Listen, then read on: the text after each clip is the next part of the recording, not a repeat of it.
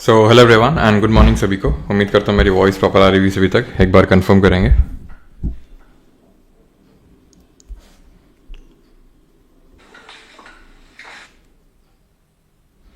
हाँ जी, जल्दी से कंफर्म करिए सारी चीज़ें प्रॉपर हैं।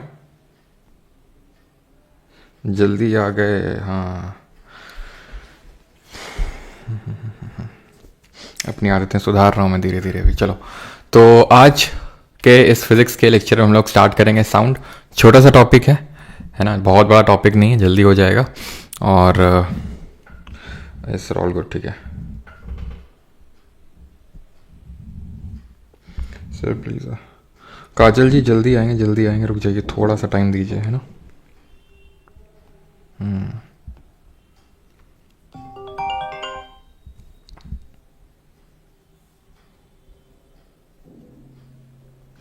चलो तो शुरू किया जाए साउंड, ठीक है। तो जो ऑल ओके रिकॉर्डिंग स्टार्ट कर देते हैं।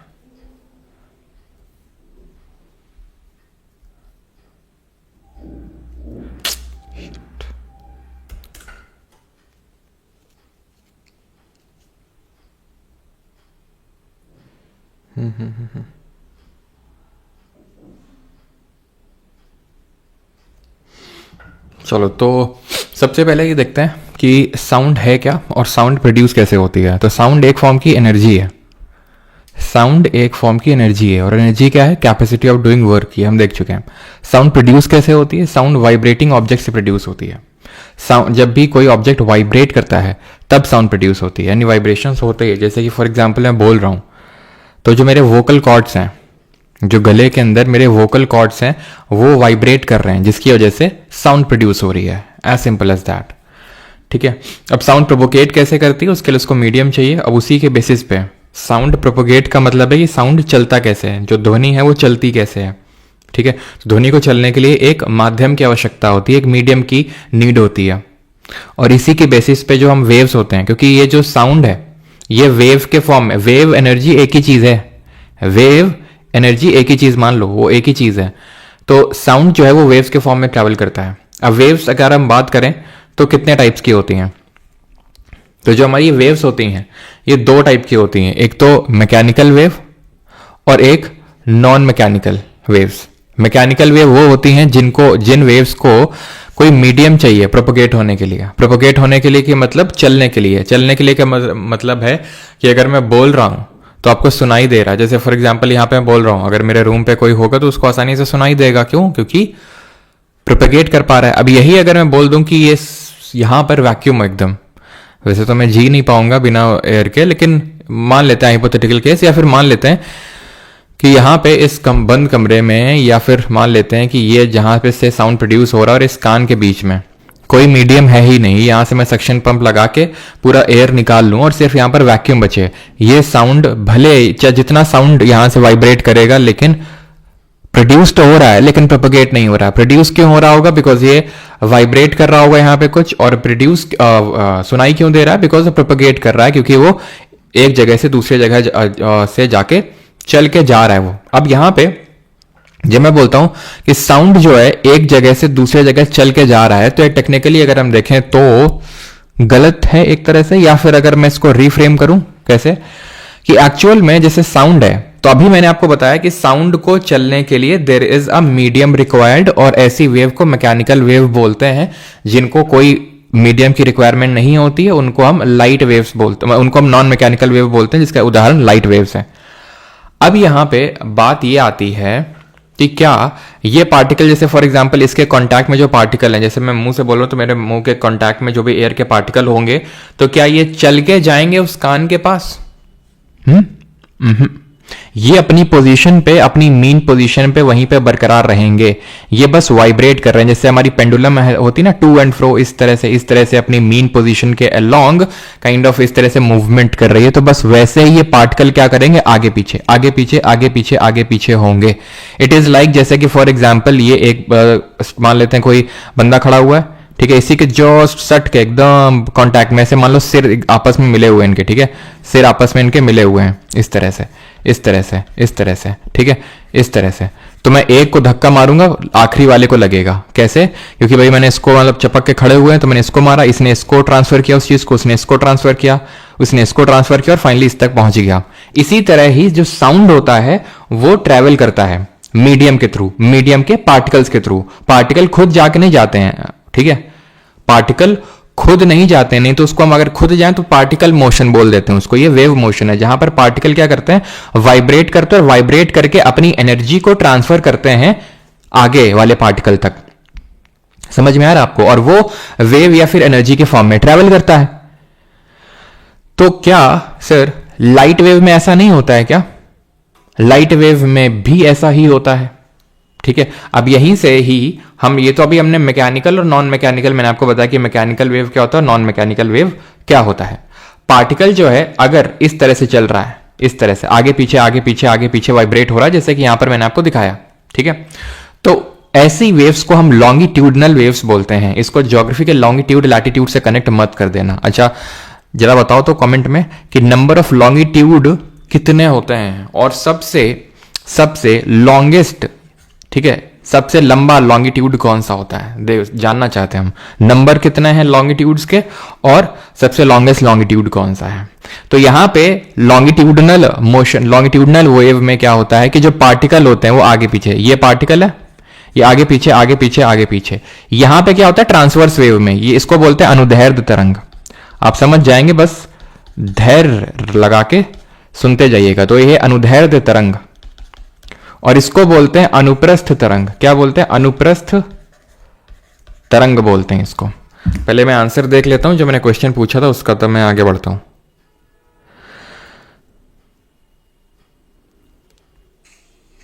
बस ओके,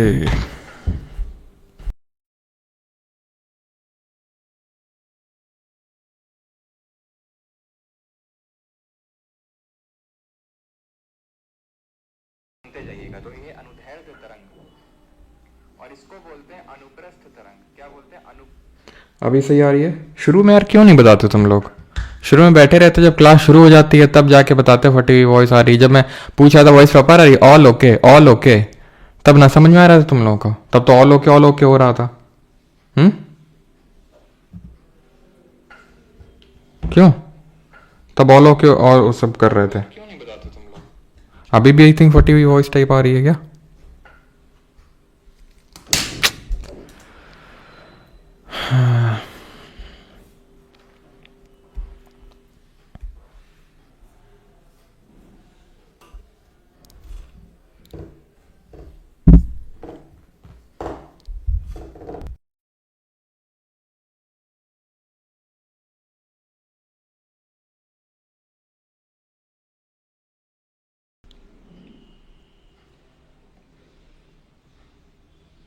शुरू से सही आ रही थी, बीच में हो गया क्या?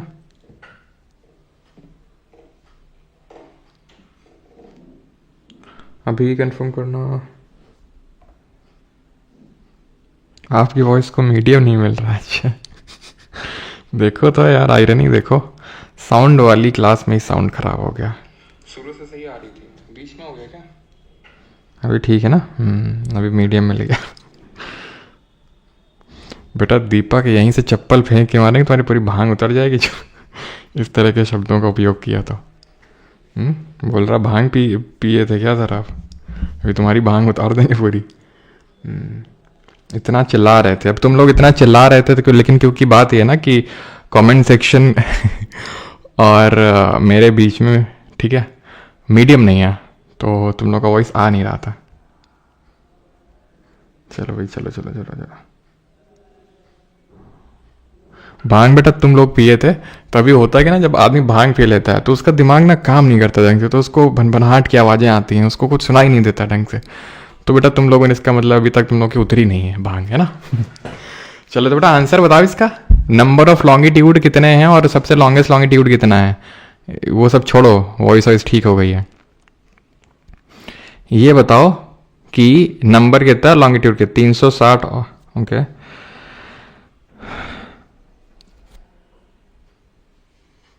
Number of longitude, okay I think अभी भी ठीक नहीं आ रही है। ट्यूड कितने हैं और सबसे लॉन्गेस्ट लॉन्गिट्यूड कितना है, वो सब छोड़ो, वॉइस वॉइस ठीक हो गई है। अभी भी यार क्या दिक्कत है आज साउंड चढ़े यार, क्या हो गया इसमें।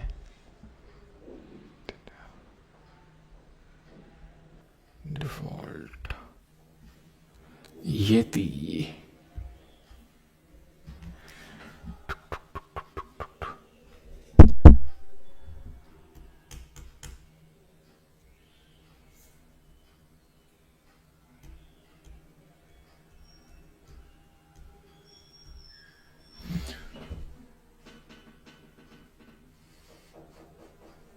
पता नहीं यार, लैपटॉप पे तो वॉइस नहीं ले रहा। विक्स की गोली खाओ बेटा, रुक जाओ।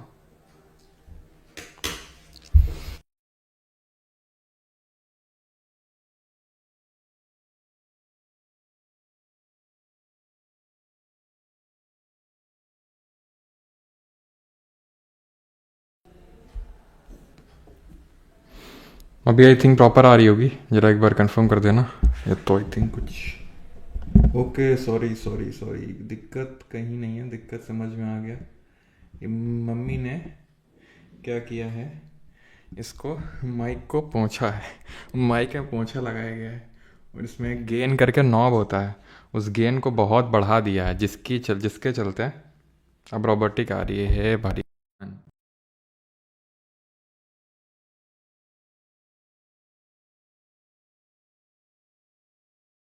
इसको माइक को पोंछा है, माइक में पोंछा लगाया गया। तो माइक में पोंछा लगाने की वजह से उसका नॉब बढ़ गया, वो गेन वाला। तो इसी वजह से जब मैं तेज बोलता हूँ तो जो है वो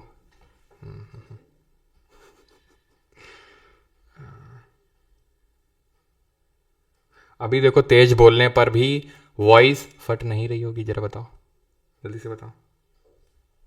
गेन बढ़ गया वो गेन वाला, तो इसी वजह से जब मैं तेज बोलता हूँ तो जो है वो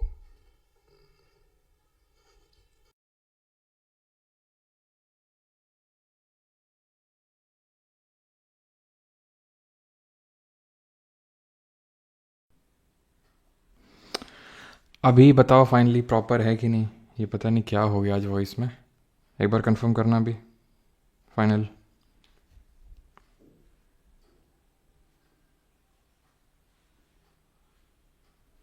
बताओ जल्दी से। अभी बताओ फाइनली प्रॉपर है। ठीक है, तो अनुदैर्ध्य और अनुप्रस्थ तरंग के बारे में हम लोग पढ़ रहे थे, तो इसका आंसर होगा नंबर ऑफ लॉन्गिट्यूड। आपके टोटल लॉन्गिट्यूड की बात करते हैं तो 360 होंगे, 180 नहीं। और लॉन्गेस्ट की अगर बात करेंगे तो भाई कोई लॉन्गेस्ट नहीं होता, सारे इक्वल साइज़ के होते हैं। लॉन्गिट्यूड, लैटिट्यूड होता है इक्वेटर लॉन्गेस्ट, लॉन्गिट्यूड सब इक्वल साइज़ के होते हैं और सारे ग्रेट सर्कल होते हैं। लैटिट्यूड सिर्फ एक ग्रेट सर्कल होता है, दैट इज इक्वेटर। खैर अनुदैर्ध्य और अनुप्रस्थ में आते हैं तो लॉन्गिट्यूड में, लॉन्गिट्यूडनल वेव में क्या होता है, पार्टिकल आगे पीछे आगे पीछे आगे पीछे इस तरह से होते हैं। यहाँ पर ट्रांसफर में क्या होते हैं, ऊपर नीचे ऊपर नीचे ऊपर नीचे होते हैं। ना तो यहाँ पर पार्टिकल एक जगह से दूसरी जगह चल के जा रहा है और ना यहाँ पर पार्टिकल एक जगह से दूसरी जगह चल के जा रहा है। ये चीज़ आपको ध्यान में रखनी है। मैं आपको दिखाता हूँ कैसे।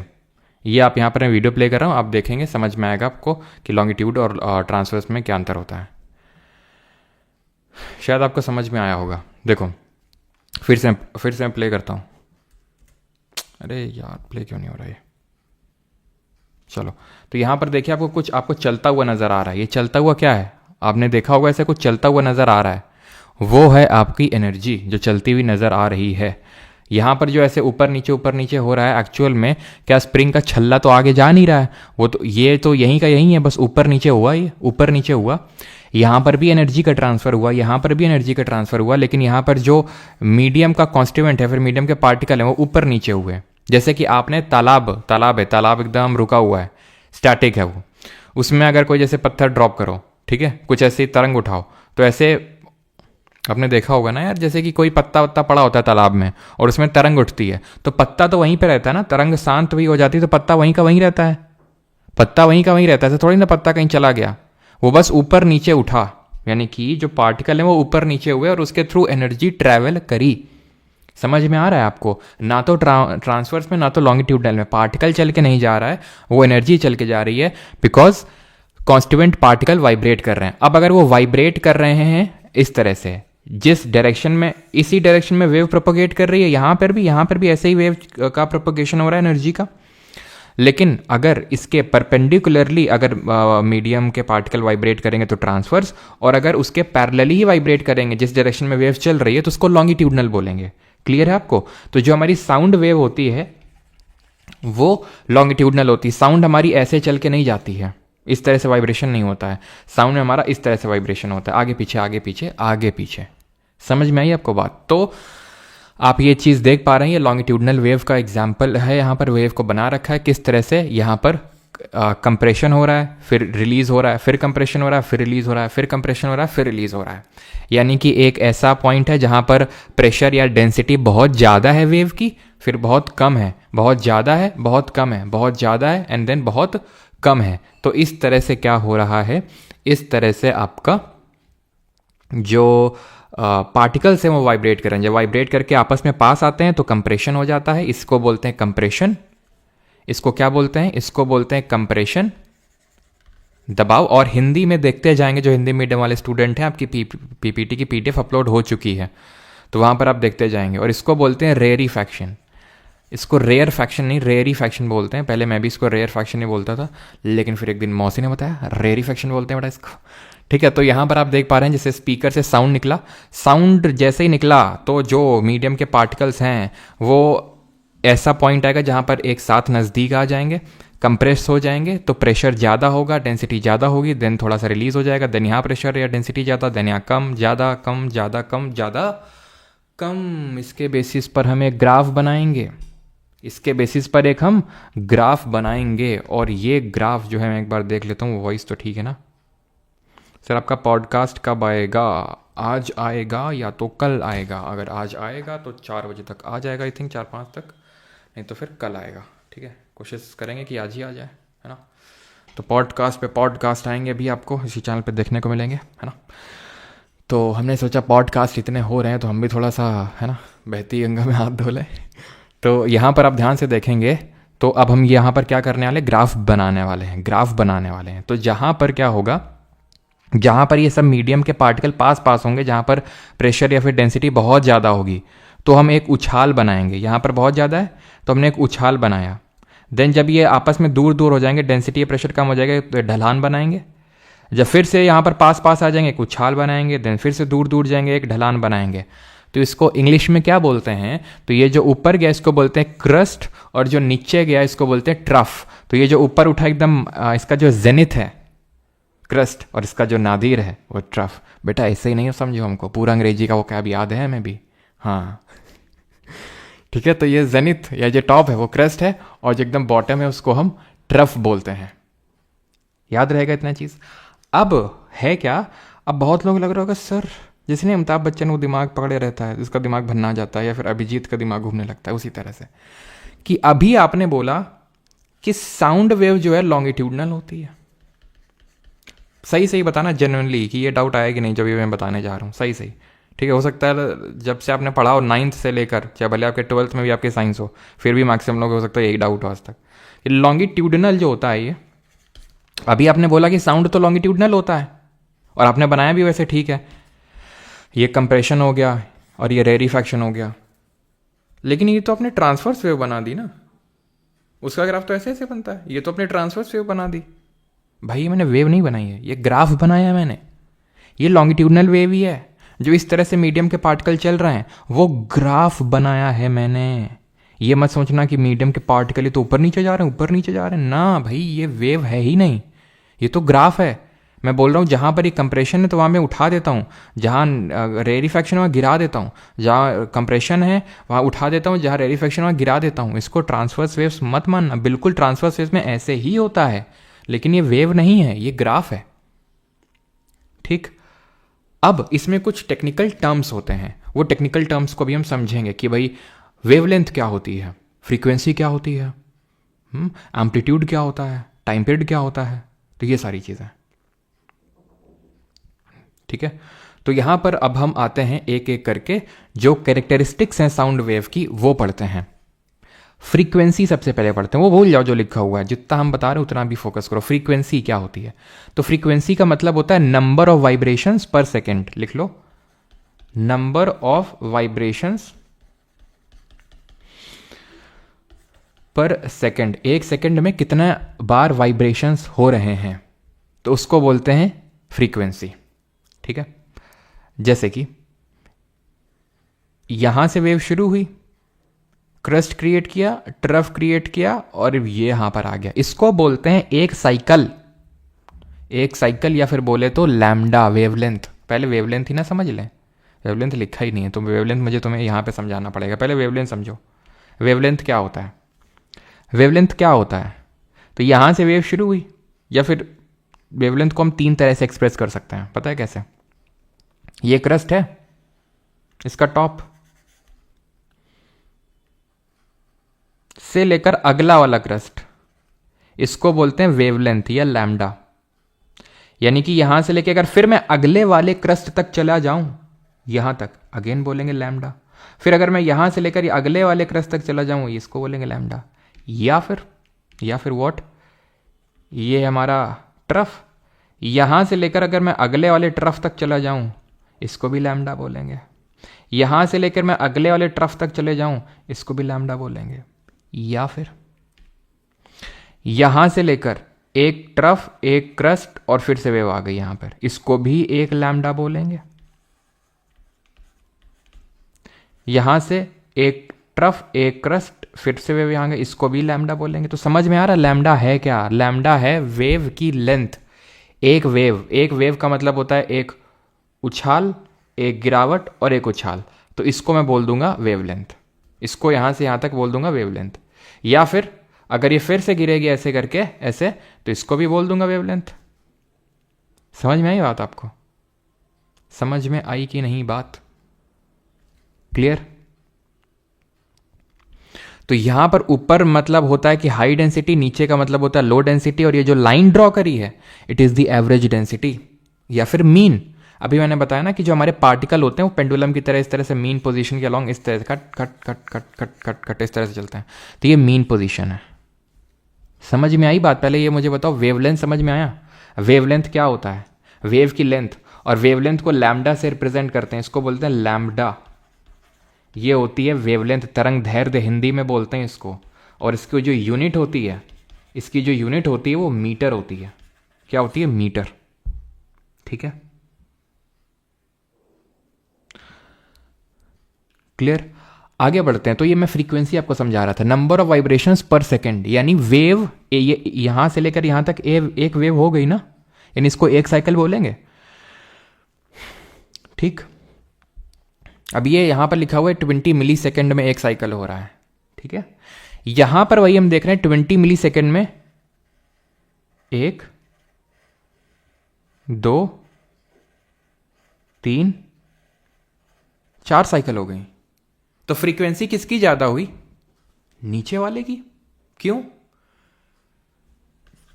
20 मिली सेकेंड में यहां एक साइकिल पूरी हो रही है, यहां पर 4 साइकिल। तो 20 मिली सेकेंड मतलब अगर मैं एक सेकंड भी ले लूंगा तो ऑब्वियस सी बात है कि एक सेकंड में यहां पे कम से नंबर ऑफ साइकिल निकल के आएंगे और यहां पर बहुत ज्यादा निकल के आएंगे।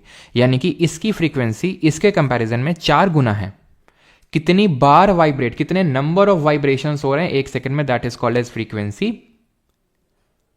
ठीक है, टाइम पीरियड क्या होता है वेव का? टाइम पीरियड क्या होता है वेव का? वेव का टाइम पीरियड का मतलब है कि वेव एक साइकिल कंप्लीट करने में कितना टाइम लगा रही है। वेव एक साइकिल कंप्लीट करने में कितना टाइम लगा रही है? यहां पे लगा रही है 20 मिली सेकेंड। यहां पे कितना लगा रही है? यही हो गई एक वेव। यहां कितना लगा रही है? 5 मिली सेकेंड, 10, 15, 20, यानी कि एक साइकिल 5 सेकंड में, एक साइकिल 20 मिली सेकंड में। तो हमने एक चीज समझ में आ रही है हमें कि टाइम पीरियड का इनवर्स रिलेशन है फ्रीक्वेंसी से। जितना ज़्यादा आप टाइम लगाओगे एक साइकिल पूरा करने में, उतना ही कम आपका फ्रीक्वेंसी होगा। इसको बोलते हैं इनवर्स रिलेशन, जैसे कि हमारा बॉयल्स लॉ में प्रेशर और वॉल्यूम के बीच में होता है। याद आया आपको? PV is equals to constant. मैंने लेक्चर डाल दिया, जिस दिन होली थी उसी दिन डाला था मैंने, 9 मिनट का वो था गैसियस लॉज जिसमें आपको करवाए थे मैंने, देख लिया ना सभी ने। तो PV is equal to constant, P1 V1 is equal to P2 V2। Inverse relation, inverse का मतलब होता है जब एक चीज़ को घटाते हो तो दूसरी चीज़ बढ़ती है और वाइसे वर्सा। जैसे कि हमने फिलिप्स कर्व देखा था। फिलिप्स कर्व में क्या था कि अगर इन्फ्लेशन बढ़ेगा तो अनएम्प्लॉयमेंट घटेगा, था कि नहीं था? तो वही चीज़ है यहाँ पे। तो यूनिट इसकी जो होती है वो सेकंड इनवर्स हो जाती है, फिर इसी को हम हर्ट्ज बोलते हैं, ठीक है। बिकॉज हर्ट्ज करके जो साइंटिस्ट थे उन्होंने इस पे लेके काम किया था। जिस तरह से हम फोर्स का यूनिट न्यूटन बोल देते हैं, है ना, पावर का वॉट बोल देते हैं, एनर्जी का जूल बोल देते हैं, उसी तरह फ्रीक्वेंसी का हर्ट्ज बोल देते हैं, ठीक है। इतनी चीज़ क्लियर है? यहाँ तक क्लियर है? ठीक। अभी आते हैं एम्पलीट्यूड। बाकी जो नीचे लिखा हुआ है इसको रुक जाओ, अभी देखेंगे, ठीक है। अभी आते हैं एम्पलीट्यूड क्या होता है। एम्पलीट्यूड जो होता है ये सब भूल जाओ, डिटरमाइन क्या करता है वो सब भूल जाओ। एम्पलीट्यूड यहाँ पर देखो तुम, ये दो वेव हैं, लॉन्गिट्यूड एंड ट्रांसवर्स में, समझ लेना, ग्राफ है ये।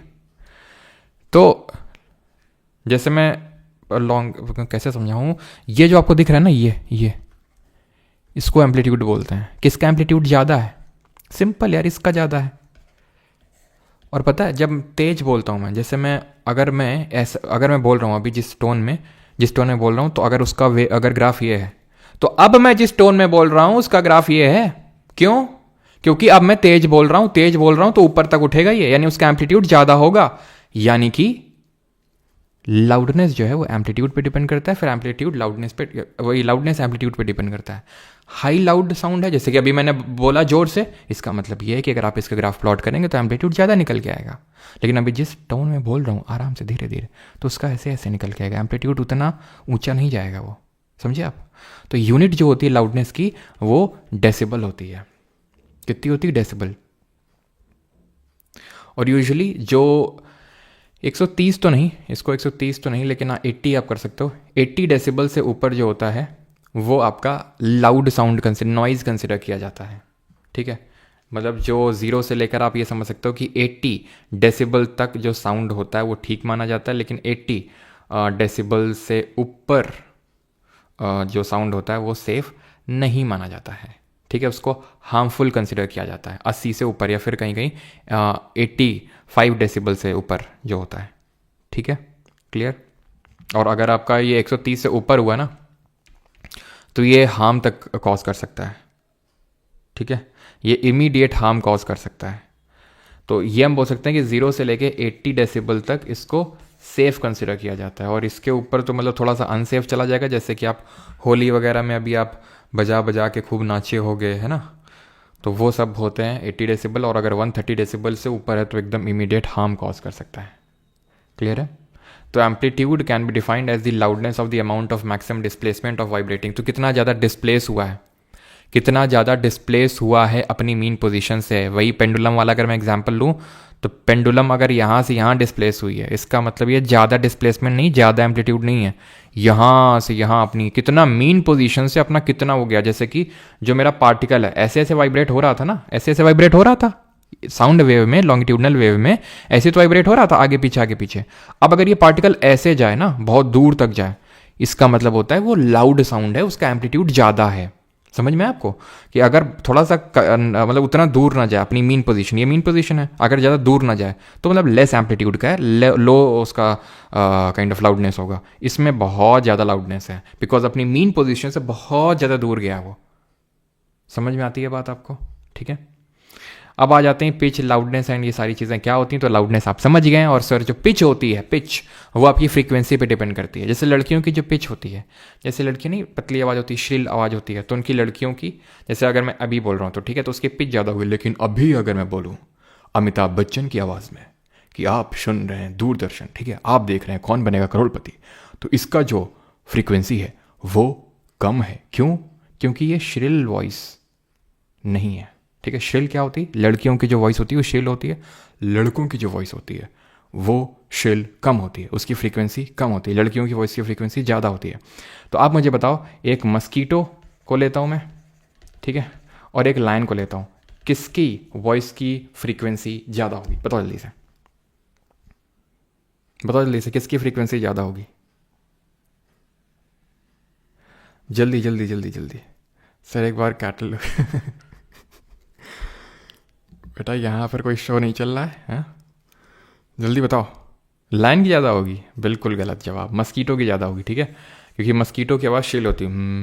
पता नहीं मस्कीटो लोग क्या दिक्कत होती है, अरे भाई काटना है काट लो आके, दिमाग क्या खराब कर, तो कान में आएगा कान, क्या भाई, क्या तो गाना गा रहे हैं आके कान में?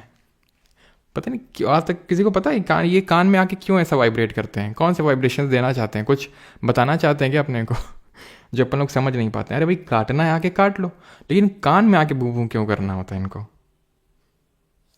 चलो भाई, तो आगे बढ़ते हैं। और मुझे तो ये लगता है कि आज तक मतलब मस्कीटो का कोई समाधान नहीं निकाल पाया, बहुत काटते हैं यार मच्छर सही में, मतलब लोग मार्स तक पहुंच गए लेकिन मच्छरों का कुछ नहीं कर पाए, मानना पड़ेगा। टिम्बर क्या होता है? टिम्बर क्वालिटी ऑफ साउंड होता है। क्वालिटी ऑफ साउंड जैसे अब मान लो उसकी सोनू निगम है, ठीक है, फिर अरिजीत सिंह है और टोनी कक्कड़ है, ठीक है, तो दोनों ही अगर मैं बोल दूँ सेम लाउडनेस में गा रहे हैं, ठीक है, सेम फ्रीक्वेंसी पे गा रहे हैं, लेकिन फिर भी वो वॉइस से आपको समझ में आ जाएगा अरे ये अरिजीत सिंह है, टोनी कक्कड़ है कि नहीं? समझ में आ जाए कि नहीं? या फिर अरिजीत सिंह और ये अनु मलिक है, आ जाएगी कि नहीं समझ में? क्यों कि वो क्वालिटी भी होती है एक साउंड की, जिसको हम टिम्बर बोलते हैं।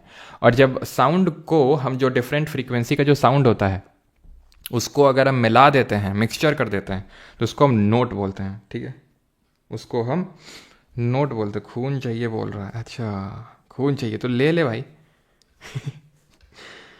तो ओडोमॉस से कुछ नहीं होता यार, मतलब वो परमानेंट सोल्यूशन आना चाहिए ना, कि जैसे पूरी तरह से इनको ख़त्म ही कर दो। अब मुझे पता नहीं इनका फूड चेन में क्या रोल होता है, अगर ये हट जाएंगे पूरी तरह से मस्कीटो तो कौन सा ऐसा इम्पैक्ट क्रिएट हो जाएगा नेगेटिव तरीके से, ये मुझे समझ नहीं आता है, ठीक है। तो टिम्बर जैसे ये ट्यूनिंग फॉर्क है, ये फ्लूट है, ये है ना वॉइस है, वॉल्यूम, तो आप समझ जाएंगे कि हाँ किसका क्या है, क्योंकि सबका क्वालिटी अलग है। पिच और लाउडनेस मैंने बता दिया, पिच आपका जो फ्रीक्वेंसी है वो डिटरमाइन करता है साउंड की, और जो लाउडनेस, ठीक है, लाउडनेस कैसे डिटरमाइन होती है? एम्पलीट्यूड से, एम्पलीट्यूड से। आगे बढ़ते हैं। ऑडिबल रेंज क्या होती है साउंड की? तो ऑडिबल ह्यूमन ईयर की होती है 20 हर्ट्ज से लेके 20,000 हर्ट्ज तक, जिसको कि हम 20 किलो हर्ट्ज भी लिख सकते हैं। ये हमारे जो नॉर्मल ह्यूमन ईयर्स होते हैं वो इसको सुन सकते हैं, ठीक है, वो इसको आराम से सुन सकते हैं। ये एक अडल्ट की बात हो रही है सर, बच्चे की बात नहीं हो रही है। एक जो बच्चा होता है, मान लो कि 3-4 साल का बेबी है, ठीक है, तो वो आपका मान लो कि आप 5 हर्ट्ज से, ये 20 हर्ट्ज है ना, तो 5 हर्ट्ज से लेके 25,000 हर्ट्ज, या फिर 25, वही हजार का मतलब तो आपको पता होगा ना, 1 किलो मतलब 1000, कोई दिक्कत तो नहीं है, ठीक है, तो इसमें 25 किलो हर्ट्ज तक ये एक बच्चा सुन सकता है। अब आपने ऑब्जर्व किया होगा कि जब भूकंप आता है तो गाय भैंस बकरी ये सब जो है उछल मतलब दौड़ने लगते हैं, उनको समझ में आ जाता है, उनको अंदेशा हो जाता है ना, और कुछ लोग ऐसे उसको रिलेट करने लगते हैं कि मतलब ओहो क्या हो गया अजीब सा, लेकिन एक्चुअल में होता ये है कि जो ये हमारे कैटल्स होती हैं, या फिर जैसे हमारे ये कितना गुस्से में रहता है ये हिप्पोपोटामस, नहीं, ये हमारा एलिफेंट हो गया, तो इन सब को क्या है कि इनको पहले ही आभास इसलिए हो जाता है क्योंकि ये इंफ्रासोनिक वेव्स को भी सेंस कर सकते हैं, सुन सकते हैं। इंफ्रासोनिक वो होती हैं जो 20 हर्ट्ज से कम होती हैं, और जो हमारा भूकंप आता है, जो भूकंपीय तरंगें होती हैं, आपकी जो सीस्मिक वेव्स होती हैं, अर्थक्वेक वेव्स होती हैं, वो इंफ्रासोनिक नेचर की होती हैं। कमेंट करके बताओ कि जो हमारी सीस्मिक वेव्स होती हैं वो कितने टाइप की होती हैं, और सबसे पहले हमारी अर्थ सरफेस में कौन सी वेव पहुंचती है। तो 20 हर्ट्ज से कम है तो इंफ्रासोनिक, और अगर 20 किलो हर्ट्ज से ऊपर है तो अल्ट्रासोनिक। ये तो हो गया हमारा हियरिंग रेंज हो गया, ये हियरिंग रेंज हो गया। अगर 20 से कम है, यानी कि जो मिनिमम है उससे कम है, तो इंफ्रासोनिक, अगर मैक्सिमम से ऊपर है तो अल्ट्रासोनिक।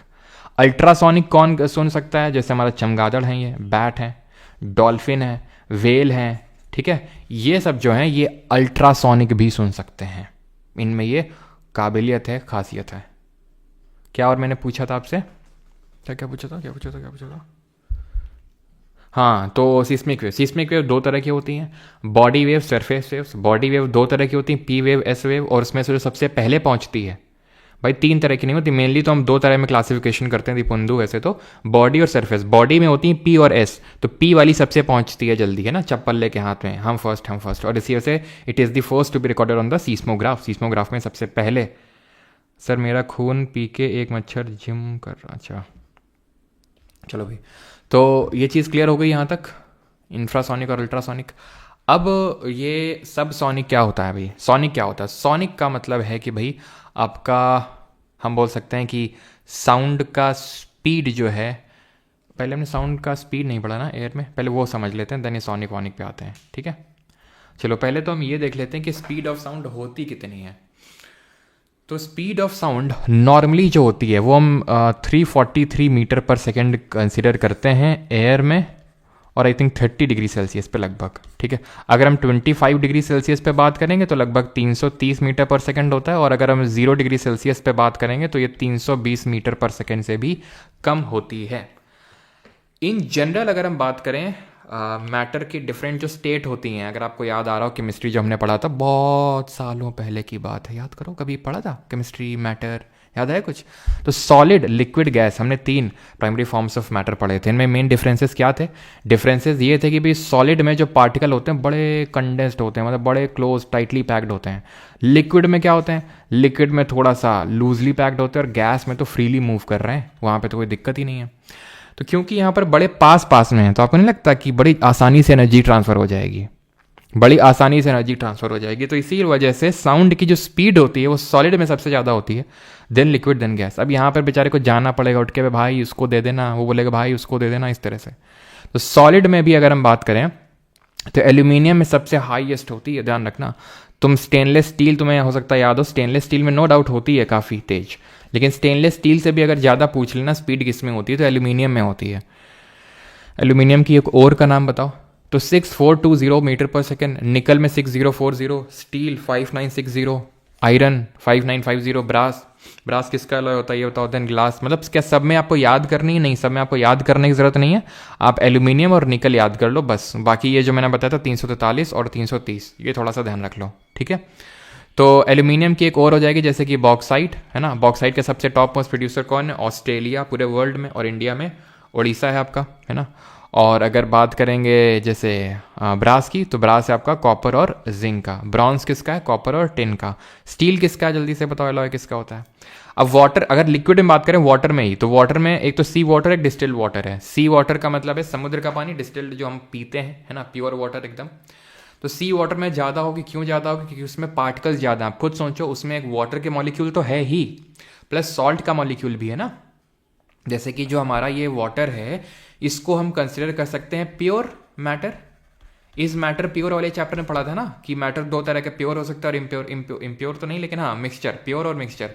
तो ये जो है आपका ये मिक्सचर होगा, और किस तरह का मिक्सचर होगा कोई बताएगा? मिक्सचर क्यों होगा और ये प्योर मैटर क्यों होगा? क्योंकि इसमें सिर्फ एक ही तरह के मॉलिक्यूल है और वो H2O है। इसलिए मिक्सचर इसलिए होगा बिकॉज इसमें ना सिर्फ H2O है बल्कि इसमें NaCl भी होगा, इसमें MgCl2 भी होगा, और भी तरह के सॉल्ट होंगे जो सी वाटर होता है उसमें। तो ये आपका होमोजेनियस मिक्सचर होगा। क्यों? क्योंकि आप अपनी नेकेड आई से नहीं देख सकते उसको कि ये देखो NaCl है, ये देखो MgCl2 मैग्नीशियम क्लोराइड है, ठीक है। तो क्योंकि यहाँ पार्टिकल ज़्यादा होंगे तो स्पीड भी ज़्यादा होगी सी वाटर में compare to distil water. Then ethanol में, देन मेथेनॉल में सबसे कम होगी अगर देखें तो, ठीक है।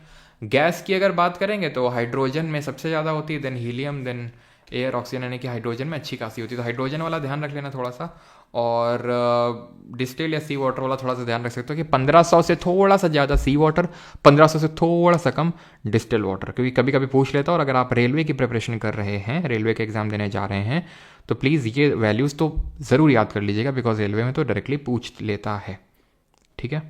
क्लियर? अब आते हैं कि ये मैक नंबर क्या होता है। तो साउंड की स्पीड हम समझ गए, और इसी वजह से आप, अच्छा ये बताओ कि लाइट की स्पीड कितनी होती है?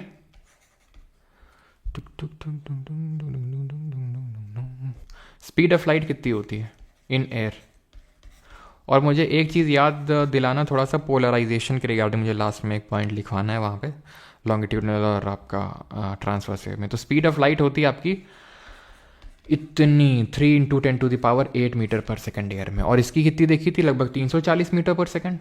तो किसकी ज़्यादा है? लाइट की ज़्यादा नहीं, बहुत ज़्यादा है एज़ कम्पेयर टू, अगर हम साउंड की स्पीड देखें तो लाइट की तो बहुत बहुत ज़्यादा है। इसीलिए जब बिजली कड़कती है तो बिजली हमें पहले दिखती है और आवाज़ बाद में आती है। क्यों? क्योंकि लाइट की स्पीड ज़्यादा होती तो चमक पहले समझ में आ जाती है और जो आवाज़ है वो बाद में समझ में आती है, क्योंकि वो देर में ट्रैवल करती है ना, इसलिए। मैक नंबर क्या होता है? मैक नंबर होता है एक ऑब्जेक्ट की speed upon speed of sound. तो अगर कोई ऑब्जेक्ट साउंड की स्पीड से धीमा है, आपको सोचो ऑब्जेक्ट की स्पीड थोड़ी सी कम है साउंड की स्पीड से, तो क्या होगा? मैक नंबर 1 से कम आएगा। और अगर ज़्यादा होगी तो ऑब्वियस सी बात है मैक नंबर 1 से ज़्यादा आने वाला है। अब अगर 1 से या फिर 1.2 कर लो, 1.2 से 5 तक अगर है आपका मैक का स्पीड, मतलब ऑब्जेक्ट की स्पीड इतने मैक है, 1.2 से 5 मैक, तो उसको सुपरसोनिक बोलते हैं। ठीक है। देन अगर 5 से ज़्यादा है, 5 क्या है यहाँ पर? 5 मैक नंबर है। तो अगर उससे ज़्यादा है तो उसको हम हाइपरसोनिक बोलेंगे। और एकदम 1 है तो वो आपकी क्या होगी? वो होगी आपकी ट्रांसोनिक। ब्रह्मोस किस तरह की मिसाइल है? तो ब्रह्मोस, ध्यान रखना, सुपरसोनिक मिसाइल है। ब्रह्मोस आपकी सुपरसोनिक मिसाइल है। क्लियर है यहां तक सभी को? किसी कोई डाउट तो नहीं है? फिर हम बस एक आखिरी कॉन्सेप्ट बचा है, मुश्किल से 5 मिनट का।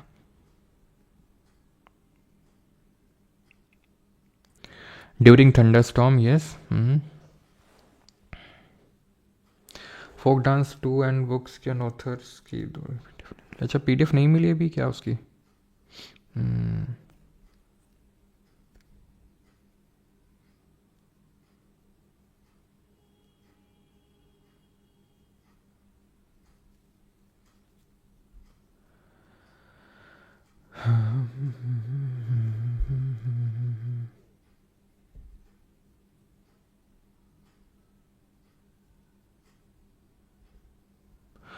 सर, स्पीड और टेम्परेचर का रिलेशन ये होता है कि टेम्परेचर जैसे ही बढ़ता है, उस पर भी वैसे आने वाले थे अभी, लेकिन चलो आप पूछ रहे हो तो यहाँ पर लिख देते हैं। जो स्पीड ऑफ साउंड होती है, जो स्पीड ऑफ साउंड है, यानी कि जो साउंड का स्पीड है, यानी कि जो आपका ध्वनि है उसकी जो गति है, वो डायरेक्टली प्रोपोर्शनल होती है टेम्परेचर के।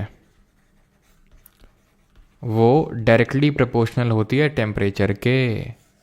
जो गति होती है वो तापमान के डायरेक्टली प्रोपोर्शनल का मतलब है कि जैसे आप टेम्परेचर बढ़ाएंगे वैसे स्पीड ऑफ साउंड भी इंक्रीज करेगी। ठीक है, क्लियर है? ओके।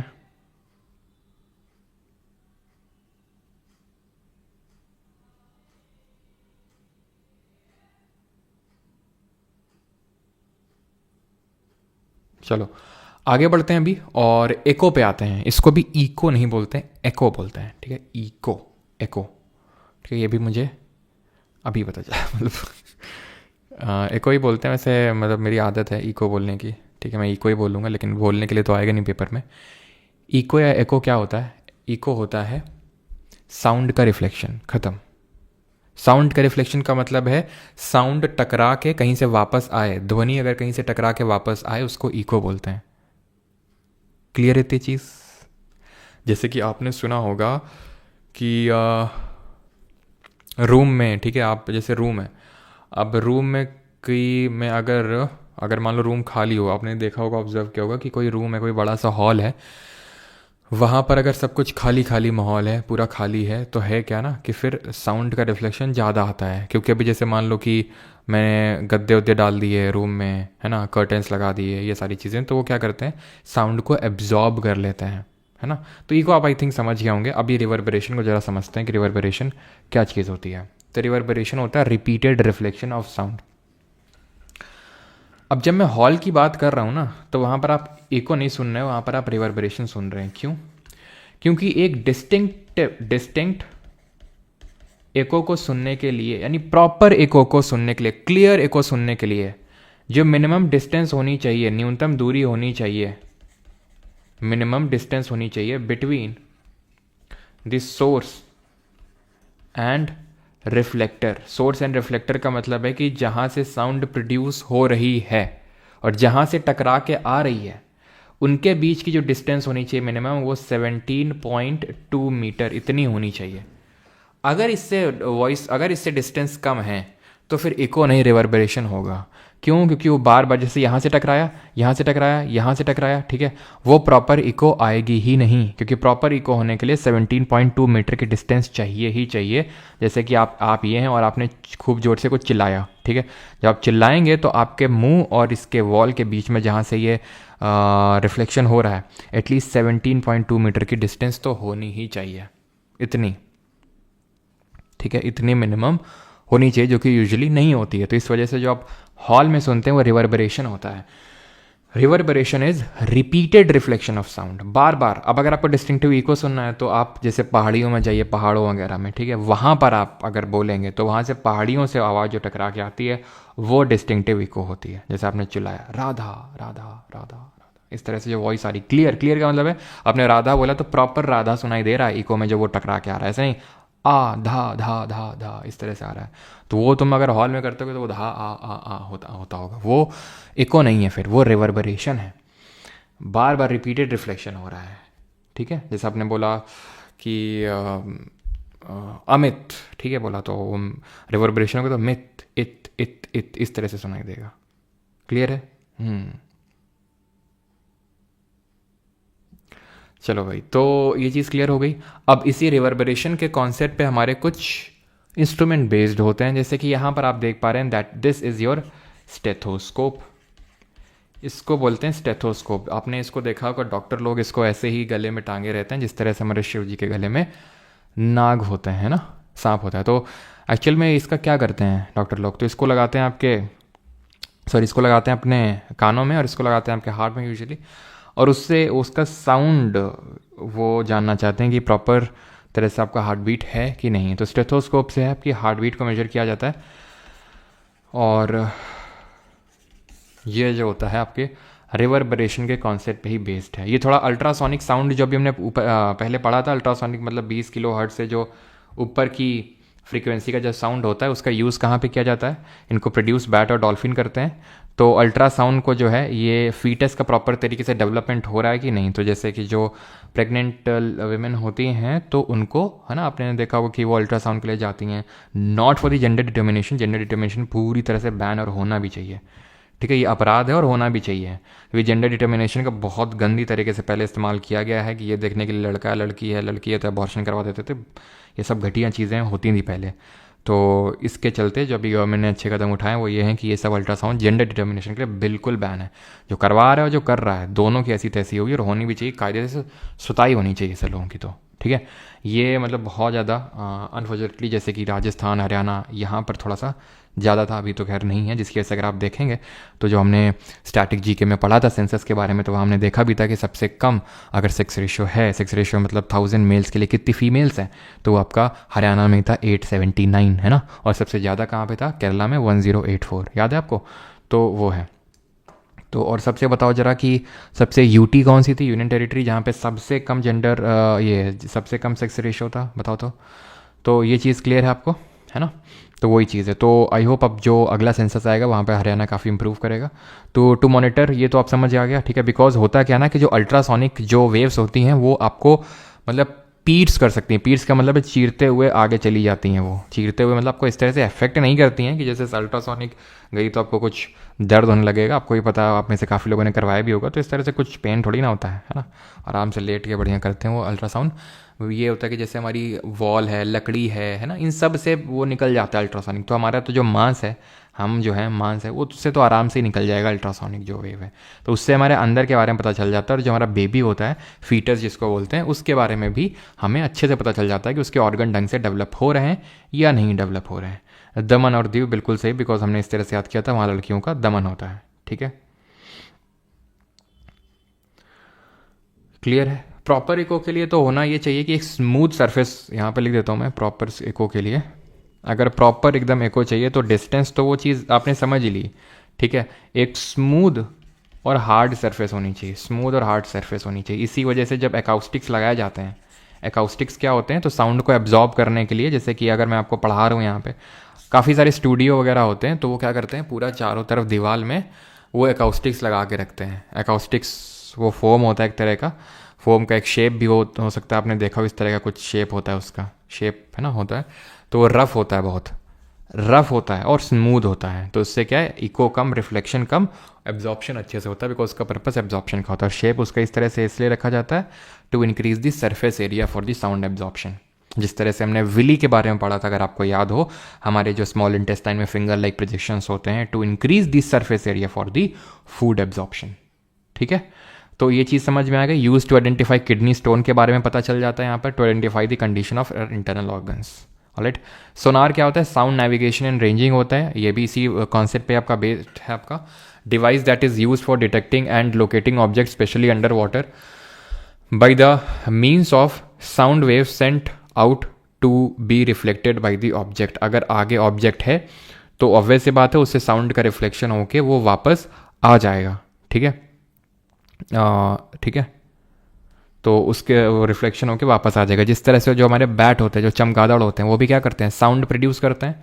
अगर आगे कोई ऑब्जेक्ट होगा, कोई प्रे होगा, तो वो साउंड रिफ्लेक्ट होकर वापस आ जाएगा और उनको पता चल जाएगा कि हाँ यार कुछ है, अपना डायरेक्शन को चेंज कर लेना है उनको।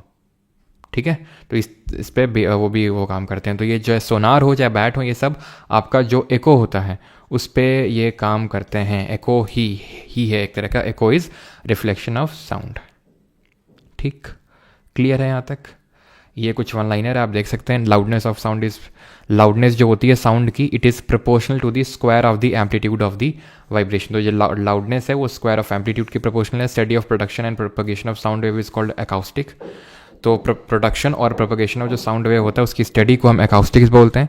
If an object executes 10 oscillations per second, उसकी फ्रीक्वेंसी ये होगी। ठीक है, speed of sound in distilled water वो हम देख चुके हैं, 1500 से थोड़ा सा ज़्यादा और 1500 से थोड़ा सा ऊपर होता है सी वाटर में। Sound wave can not travel through a wooden hollow pipe placed in vacuum, क्योंकि वैक्यूम में कोई मीडियम नहीं होता और साउंड वेव को मीडियम चाहिए प्रोपगेशन के लिए। ठीक है, क्लियर है यहाँ तक?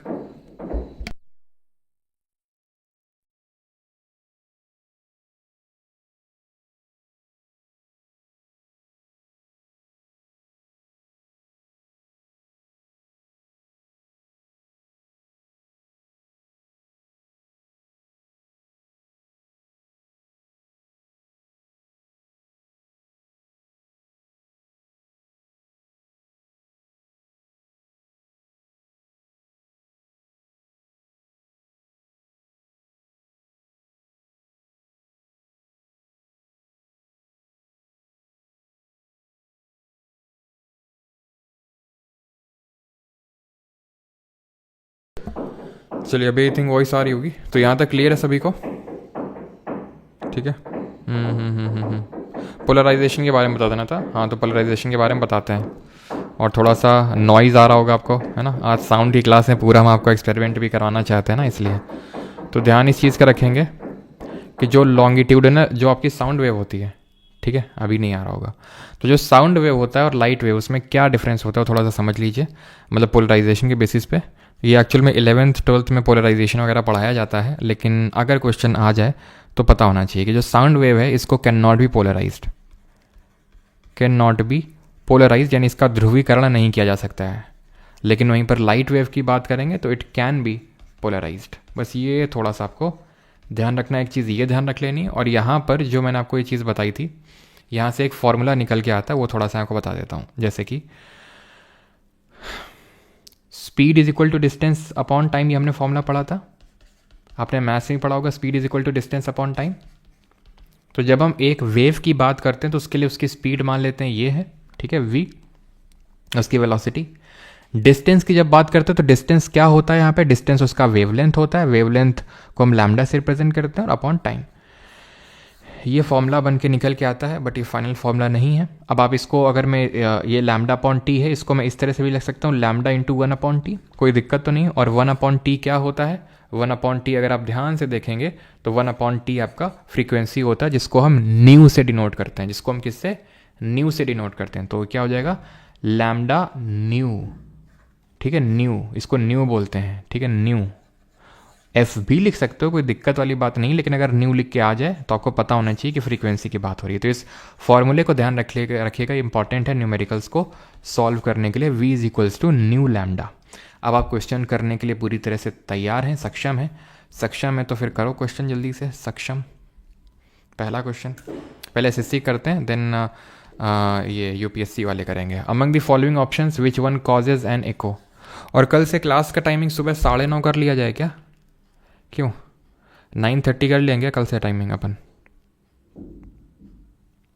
चलो, तो इको कॉजेज, तो when sound is reflected, option number A सही आंसर होगा। ठीक है, which one causes echo, which among the following in which material the speed of sound is highest. और अभी मैं आपको एक क्वेश्चन कराऊंगा ना, एक न्यूमेरिकल टाइप होगा क्वेश्चन और सब लोग गलत करने वाले हैं उसको। अभी वो कराऊंगा, वो सीडीएस वाला वैसे तो सवाल है, लेकिन उसको ऑलमोस्ट सभी लोग गलत करने वाले हैं। ठीक है, वो अभी आपको पता चल जाएगा क्यों। वो इको वाले पे बेस्ड कॉन्सेप्ट है वो। Among the following in which material the speed of sound highest, तो जो ध्वनि की गति होती है वो सबसे तेज किस में होती है? निकल, स्टील, आयरन या फिर एल्यूमिनियम? तो मैंने अभी आपको बताया कि एल्यूमिनियम में सबसे तेज होगी, स्टील में होगी नो डाउट, लेकिन उससे ज़्यादा एल्यूमिनियम में होगी। नो, ओके, नहीं सर, नहीं जवाब आ रहा है क्या सबका? विच of the following is not correct regarding sound. अब होता क्या ना कि थोड़ा सा दिक्कतें हो जाती हैं, मतलब अगर 9:30 बजे पे शुरू करेंगे, थोड़ा सा जल्दी टाइम पे फिनिश कर पाएंगे। तो कल से सुबह 9:30 बजे ही क्लास होगी, ठीक है, 9:30 पे।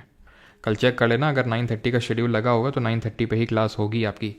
और वैसे क्लास कितना ही दिन बाकी है? 1 ही हफ्ता तो है, थोड़ा सा मैनेज कर लो, है ना। बस आपके फिज़िक्स के 4 लेक्चर, इसके बाद 4 लेक्चर और बाकी हैं फिज़िक्स के, और उसके बाद एनवायरनमेंट के कुछ देखते हैं, है ना, 2-3 क्लास में ख़त्म हो जाएगा वो। तो नॉट करेक्ट रिगार्डिंग साउंड, तो sound can travel through vacuum, no, sound can not travel through vacuum, sound needs a medium to propagate. ठीक है, loudness of sound is proportional to the dash of the amplitude of the vibration producing the sound. तो loudness जो है amplitude पे कैसे dependent होती है? हाँ, सुयश प्रताप सिंह उसी पे है, तुम समझ गए हो, यस वही है। ठीक है, तो आंसर क्या होगा? स्क्वायर। ठीक है, ऑप्शन नंबर सी आंसर होगा। What is the study of the production and propagation of sound waves called. तो इसको क्या बोलते हैं? अभी हमने देखा था, ऑप्टिक्स तो यार लाइट से एसोसिएटेड है, ये किससे एसोसिएटेड है? लाइट से। आंसर इसका जो सही होगा that would be acoustics, option number D. If an object executes 10 oscillations per second then its frequency in kilohertz is equal to, अगर 10 ऑसिलेशंस होते हैं, ठीक है, तो उसकी किलोहर्ट्ज में फ्रीक्वेंसी कितनी होगी? तो जो फ्रीक्वेंसी होती है इट इज़ 1/टाइम पीरियड, 1/टाइम पीरियड होता है, ठीक है।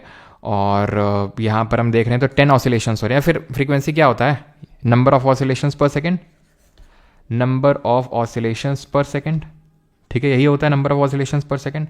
तो किलोहर्ट्ज में आपको बताना है सर, तो किलोहर्ट्ज में कितना होगा? तो किलोहर्ट्ज में हो। सर इस क्लास की पीडीएफ कैसे मिलेगी? सर इस क्लास की पीडीएफ लेने के लिए आपको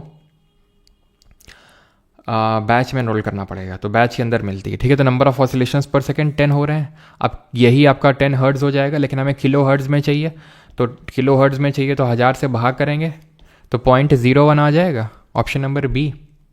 क्लियर है? नंबर ऑफ ऑसिलेशंस पर सेकंड फ्रीक्वेंसी होती है, 10 ऑसिलेशन कर रहा है, नहीं 10 हर्ट्ज फ्रीक्वेंसी है। किलो हर्ट्ज में रिप्रेजेंट करना है, 1 किलो हर्ट्ज में होता है 1000 हर्ट्ज, ठीक है। तो 1 हर्ट्ज में अगर किलो हर्ट्ज देखेंगे तो 0.001 होगा किलो हर्ट्ज, ठीक है। अब यहाँ पर क्योंकि 10 था तो वो 0.01 आ गया आपका, ऑलराइट। देन आगे बात करते हैं vibration of which among the following produces only odd harmonics. Odd harmonics का मतलब होता है कि जो फ्रीक्वेंसी होती हैं वो ऑड रेशियो में होती हैं। ऑड रेशियो का मतलब होता है, ऑड रेशियो का मतलब होता है जैसे रेशियो 1:3:5:7 ये। तो एक जो वाइब्रेटिंग जो एक एयर कॉलम होता है क्लोज्ड ऑर्गन पाइप का, वो air column in a closed organ pipe उसके इस तरह से निकलता है, जैसे 1 सेकंड में पहले 1 वाइब्रेशन होगा, देन 1 सेकंड में 3 वाइब्रेशंस होंगे, देन 1 सेकंड में 5 वाइब्रेशंस होंगे। तो इस तरह से नंबर ऑफ वाइब्रेशंस होते हैं क्लोज्ड ऑर्गन पाइप में। जो आपका ओपन होता है उसमें तो आपके इवन हार्मोनिक्स ही होते हैं, इवन ही हार्मोनिक्स होते हैं उसमें। 36 पे आते हैं, what is the approximate speed of sound in distilled water at 25 degree Celsius. तो हमने याद किया था यार, 1500 से थोड़ा सा कम होता है डिस्टिल्ड वाटर, 1500 से थोड़ा सा ज़्यादा होता है सी वाटर। तो सी वाटर में होता है 1533 और डिस्टिल्ड वाटर में 1498। Bats search out prey and fly in dark night by emitting and detecting reflections of which type of sound wave. चमगादड़ किस प्रकार की ध्वनि तरंगों का उत्सर्जन और परावर्तन का पता लगाकर शिकार की तलाश करते हैं और अंधेरी रात में सहंसा की तरह उड़ते हैं? बताओ जल्दी से। तो क्या आंसर होगा? तो यहाँ पर वो यूज़ करते हैं अपना अल्ट्रासोनिक वेव्स। अल्ट्रासोनिक वेव क्या होती हैं? अल्ट्रासोनिक वो होती हैं जो कि 20 किलो हर्ट्ज से भी ज़्यादा होती हैं, हायर देन 20 किलो हर्ट्ज और 20,000 hertz. What is the velocity of sound in air? तो एयर में वेलोसिटी कितनी होती है साउंड की? तो 220, 232, 343 या 110।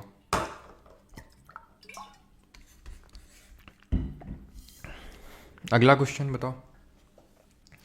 Sound of thunder is heard much later than the flash of the light is then the flash of light is visible. तो बिजली चमकने की बाद गड़गड़ाहट की आवाज़ सुनाई देती है क्योंकि speed of sound is much less than the speed of light.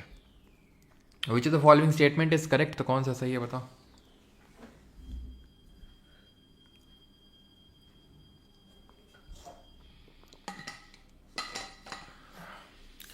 और किसी को बर्फ बर्फ तो नहीं खानी भाई, बताओ जल्दी बताओ। खानी हो तो सुपर चैट पैसे भेज देना, आ जाएगी घर में। सर साउंड वेव्स माउंटेन में क्यों लगता है? मतलब साउंड वेव्स माउंटेन में क्यों लगता है क्या मतलब? कहना क्या चाहते हैं आप?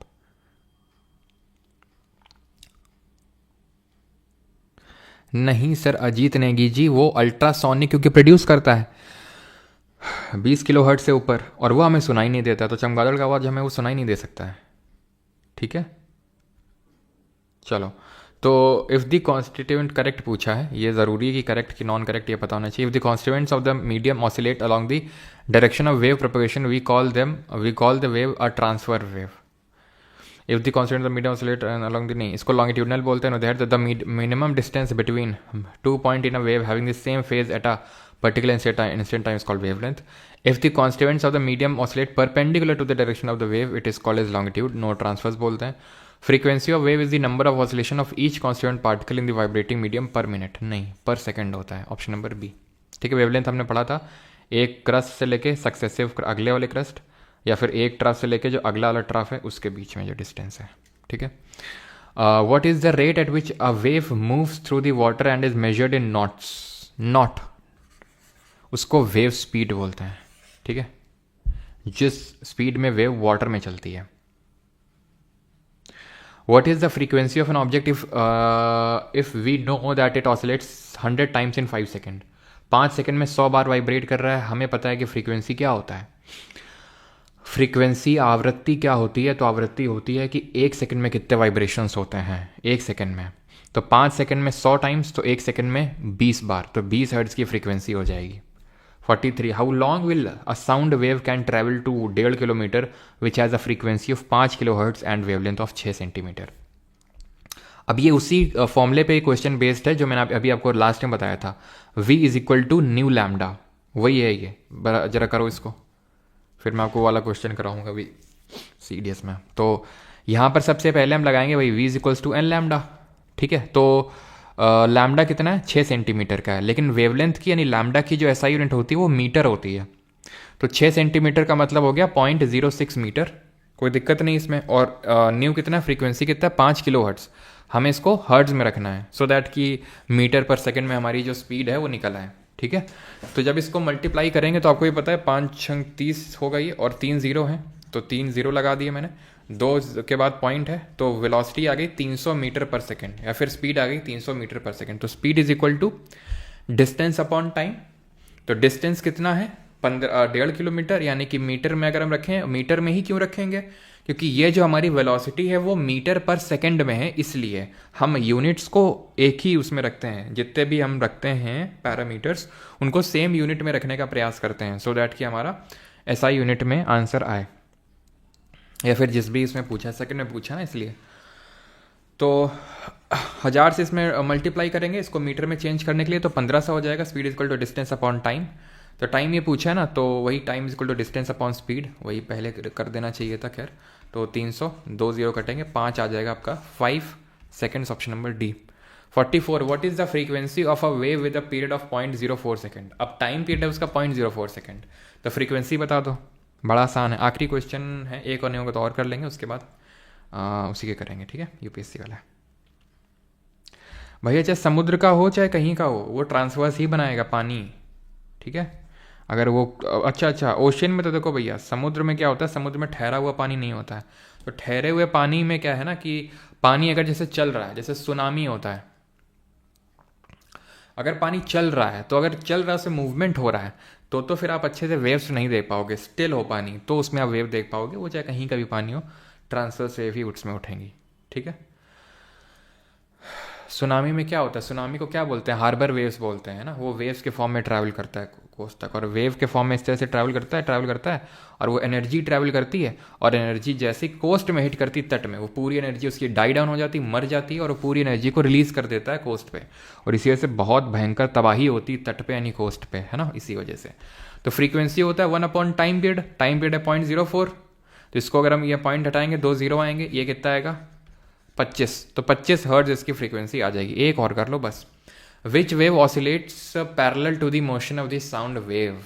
तो कौन सी तरंग ध्वनि तरंग की गति के समांतर दोलन करती है, पैरेलल। तो पैरेलल वाइब्रेट करती है, लॉन्गिट्यूडनल जो ट्रांसवर्स होती है ये परपेंडिकुलर। ठीक है, परपेंडिकुलर।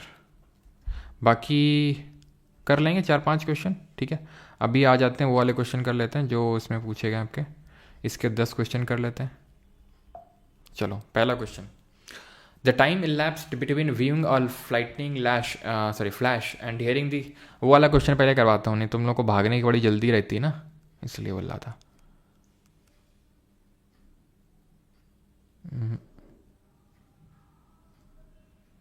ये वाला क्वेश्चन करो पहले, 6वां वाला। सर 9:30 नहीं, अच्छा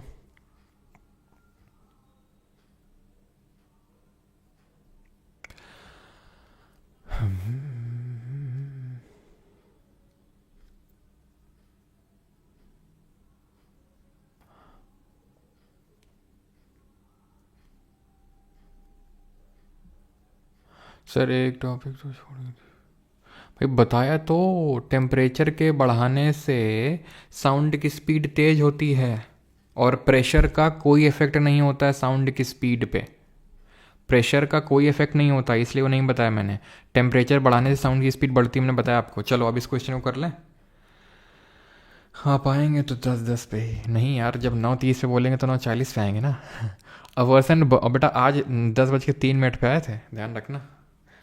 A person burned a firecracker in front of a cliff and heard its echo 5 seconds after it the burst. The distance of the cliff from the person if the speed of sound is 340 is close to. तो speed है आपकी ये,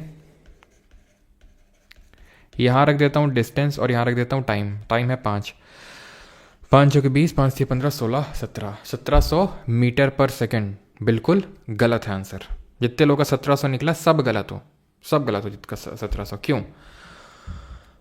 क्योंकि जब ये fire cracker है, ठीक है, जब इसका साउंड निकला होगा तो ये टकराया होगा, और टकरा के वापस भी तो आया होगा, तभी तो आपने इको को सुना। ऐसा तो है नहीं कि बस वहाँ चला गया, वहाँ से जाके आया भी होगा। तो अगर यहाँ से जहाँ से प्रोड्यूस हुआ साउंड और यहाँ के बीच में डिस्टेंस अगर डी है, तो एक्चुअल में साउंड डी ट्रैवल नहीं किया है, 2D ट्रैवल किया है सर, 2D। जब इको की बात आएगी तो ध्यान रखना डिस्टेंस में आप 2D रखेंगे, क्योंकि साउंड गया है भी है और टकरा के वापस भी आया है, तो उसने 2D डिस्टेंस को ट्रैवल किया है। इसीलिए आपको 2 से यहाँ पर डिवाइड करना पड़ेगा और 850 मीटर इसका आंसर आएगा।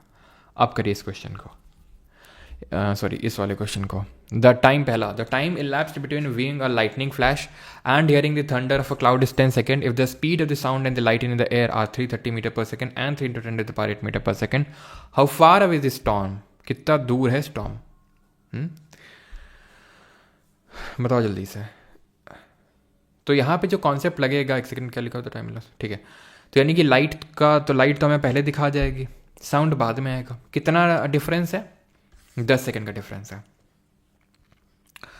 अगर हम देखें तो साउंड का स्पीड नेग्लिजिबल होता है एज कम्पेयर टू लाइट के स्पीड, ठीक है।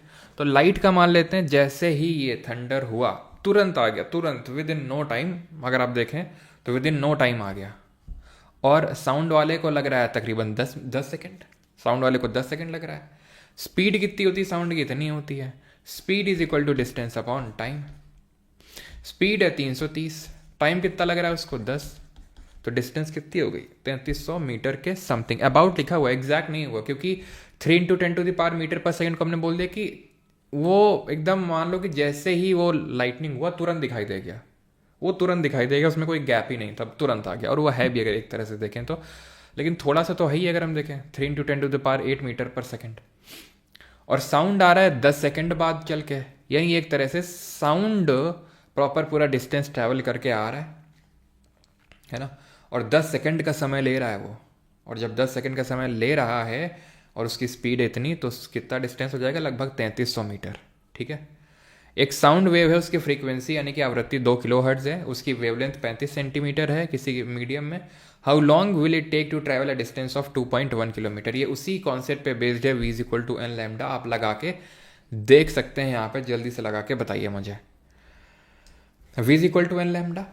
अब इतना डिस्टेंस ट्रैवल करेगा कितनी देर में, लेकिन उसके लिए तो पहले हमें स्पीड = डिस्टेंस अपॉन टाइम में, डिस्टेंस है, टाइम निकालना है तो स्पीड निकालनी पड़ेगी।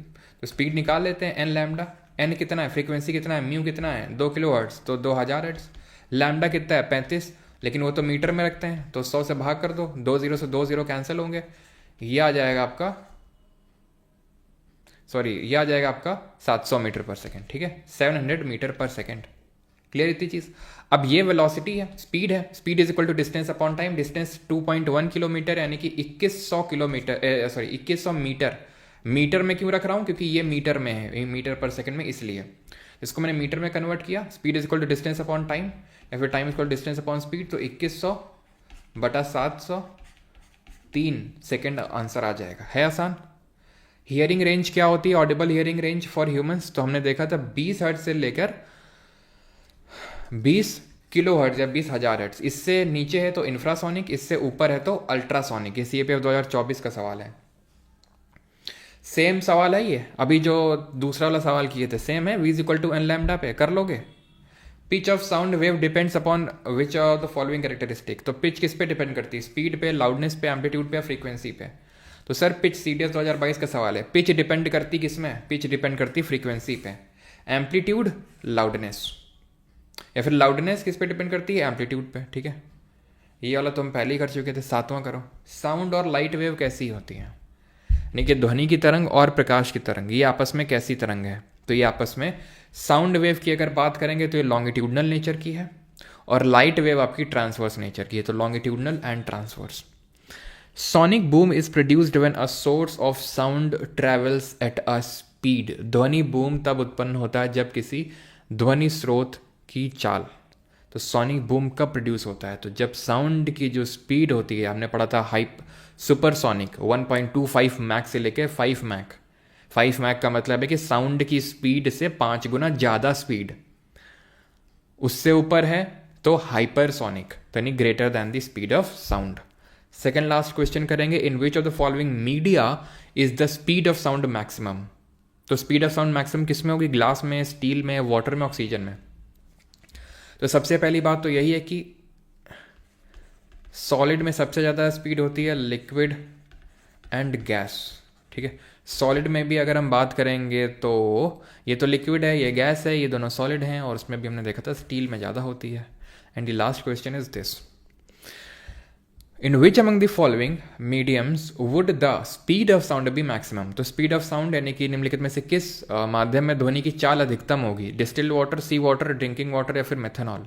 तो सबसे ज़्यादा स्पीड होगी आपकी किसमें, मेथनॉल में। तो सबसे कम होगी इन सब में, लीस्ट होगी, मिनिमम होगी मेथनॉल में। एथनॉल से भी कम मेथनॉल में स्पीड होगी। सबसे ज़्यादा इसमें होगी, इसमें देन किसमें होगी, ड्रिंकिंग वाटर में। क्यों, क्योंकि ड्रिंकिंग वाटर डिस्टिल्ड वाटर में क्या अंतर है, ड्रिंकिंग वाटर में भी हमारे कुछ ना कुछ सॉल्ट प्रेजेंट होते हैं।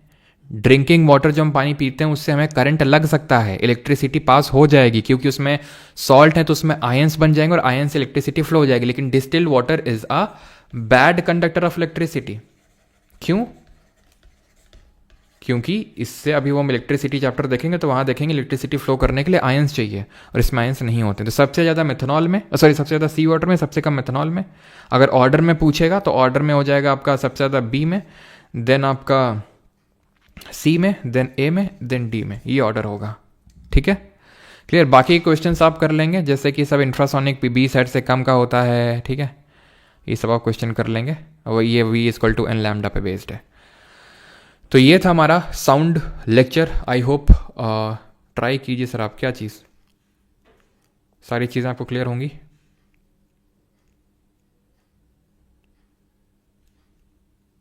ठीक है, सारी चीज़ें क्लियर होंगी सबको, और मिलेंगे अब कल के लेक्चर में। ये आपको पीडीएफ मिल जाएगी परमार सीट जो टेलीग्राम चैनल है वहाँ पर, और जिन लोगों को अगर रिकॉर्डिंग वगैरह चाहिए तो कोर्स में आप एनरोल कर सकते हैं। ठीक है, 1 year validity and life time. अब ऐसा सच कोई नया कोर्स नहीं आएगा, आपको पता है साल में एक ही बार बैच आता है, तो मतलब ऐसा नहीं साल में नहीं आएगा, ये बैच तो पिछले साल स्टार्ट हुआ था। ठीक है, तो सीजल के बाद ही अब कोई बैच नया आएगा, तो ये मत एक्सपेक्ट करिएगा कि कोई नया आएगा। ठीक है, यही है, और बाकी तो सब कंटेंट पड़ा ही हुआ है, अपडेटेड कंटेंट है सारा कुछ, है ना, कुछ ऐसा पुराना नहीं है। और जो अपडेशन सब होंगे भी, तो वो यार जब 2025 के सारे एग्ज़ाम हो जाएंगे, जैसे CGL, फिर CHSL, CPO, MTS, स्टेनो, तब जाके मैं बैच लेके आऊँगा, जब एटलीस्ट 2025 के 3-4 एग्ज़ाम हो जाएंगे, तो कुछ फिर अपडेशन की नीड होगी, तब नया बैच आता है। ऐसे नहीं कि बस फिर से वही बैच मैं बना दूँ। ठीक है, मैंने आपको पहले ही बताया था। PTS क्या है वो आप गेस करो, PTS क्या है वो तो आपको 26 तारीख को पता ही चली जाएगा PTS क्या है। ये उन सभी लोगों के लिए एक काइंड ऑफ बहुत बहुत बहुत बहुत वैल्यू एडिशन वाली चीज़ होने वाली है, जो लोग CGL 2025 का एग्ज़ाम देने जा रहे हैं उनके लिए PTS। ठीक है, चलो बाकी sir I got selected in GST havildar, thank you so much for available content, WhatsApp support पे मैसेज किया था, आपका नंबर नहीं। ओके, अमृत रॉय, कंग्रेचुलेशंस। 9:30 बेस्ट टाइम है, देखते नहीं होगा तो 9:30 पे कर लेंगे, बिकॉज कारण उसका बता देता हूँ, मुझे दिक्कत नहीं, लेकिन मेरी वजह से कुछ लोगों को दिक्कत होती है एक्चुअल में। कुछ लोगों को काम करना होता है, और वो लोग को काम स्टार्ट करना होता है जल्दी, जैसे आपने देखा होगा अभी साउंड आ रहा था, तो उनको मैंने रुकवाया कि भाई रुक जाओ भी थोड़ी देर, तो फालतू में नहीं चाहता हूँ मेरी वजह से किसी को दिक्कत हो, तो इस वजह से बस मैं 9:30 के लिए बोल रहा था। अगर 9:30 पे कर लेंगे तो उनको भी दिक्कत नहीं होगी और अपन को भी नहीं, वैसे क्योंकि उनका भी काम 4-5 दिन का है, अपना भी काम 4-5 दिन का ही है, दिक्कत बस ये है। ठीक है, चलो तो PTS related to fat man little boy, नहीं PTS और फैटमैन और लिटिल बॉय का आपस में कोई रिलेशन नहीं है, कोई रिलेशन नहीं है। ठीक है, PTS अलग है, पहले PTS आएगा देन फैटमैन लिटिल बॉय। ठीक है, और तीनों चीज़ ही काइंड ऑफ गेम चेंजर होने वाली हैं फॉर द, मतलब PTS तो फैटमैन लिटिल बॉय सिर्फ GK के लिए है, एंड PTS जो है वो ओवरऑल है। ठीक है, ऑलमोस्ट मैं बोल सकता हूँ कि सारे सब्जेक्ट के लिए। ठीक है, चलो थैंक यू, धन्यवाद। नहीं लिटिल बॉय PTS नहीं, उनका आपस में कोई रिलेशन नहीं है। Thank you. और पॉडकास्ट या तो आ जाएगा, CISF के सब इंस्पेक्टर हैं सेलेक्ट हुए हैं अभी ASO CSS में CGL में। ठीक है, और बहुत ही जल्दी एक पॉडकास्ट और आने वाला है। एक स्टूडेंट हैं पिछली बार की मेरी, वो उन पहले बैंक PO का मतलब मैनेजर थी SBI में, उसके बाद SSC का एग्ज़ाम क्रैक किया, GST में सर्व किया है अभी। ठीक है, पिछले साल सेलेक्ट हुई थी, तो उनके साथ भी पॉडकास्ट है, वो आई थिंक कल वो शूट होगा, क्योंकि आज जो बोल रही थी कि सर आज ऐसे ही मतलब ट्रैवल करके घर से आए तो मतलब ठीक ठाक नहीं है, तो मतलब वही है कि कल सारे मतलब वो करेंगे, तो आज वो आपको मिल जाएगा। ठीक है, डेली आपको मैं कोशिश करूँगा एक पॉडकास्ट दूँ, सो दैट आपको कुछ ना कुछ इनसाइट्स वहाँ से जानने को मिले। ऑलराइट, थैंक यू, धन्यवाद।